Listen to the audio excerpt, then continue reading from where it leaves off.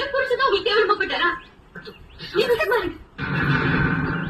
என் புருஷன் இன்னைக்கு வேணா சாதாரணமா இருக்கலாம், ஆனா நாளைக்கு நிச்சயமா பெரியாளாக போறாங்க. என் புருஷன் இன்னைக்கு வேணா சாதாரணமா இருக்கலாம், ஆனா நாளைக்கு நிச்சயமா பெரியாளாக போறாங்க. ஆனா நாளைக்கு நிச்சயமா பெரியாளாக போறாங்க. அன்னைக்கு சொந்தம் சொல்லிக்கிட்டு நீங்க பண்ண இஷ்ட வரட்ட போறீங்க. அப்பா வச்சுக்கல உங்களை. ஆனா நாளைக்கு நிச்சயமா பெரியாளாக போறாரு.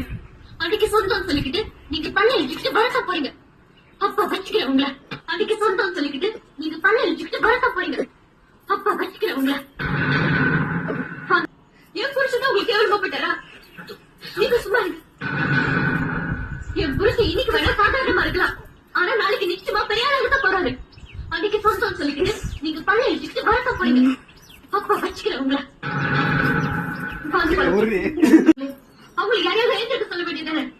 என் புருஷன் தான் உங்களுக்கு கேவலமா போயிட்டாரா?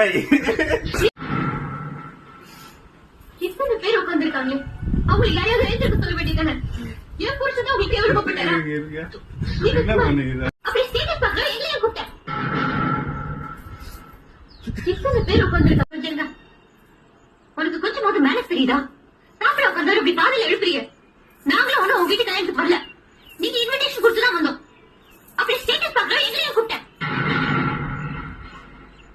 இத்தனை பேர் உட்கார்ந்துருக்காங்களே, அவங்களுக்கு யாரையாவது எழுந்திருக்க சொல்ல வேண்டியதானே? என் புருஷன் தான் உங்களுக்கு கேவலமா போயிட்டாரா? நீங்க சும்மா இருங்க. என் புருஷன் இன்னைக்கு வேணா சாதாரணமா இருக்கலாம், ஆனா நாளைக்கு நிச்சயமா பெரியாளாக தான் போறாரு. அன்னைக்கு சொந்தம் சொல்லிக்கிட்டு நீங்க பண்ண இஷ்ட வரட்ட போறீங்க. அப்பா வச்சுக்கிறேன் உங்களை. போலாம்.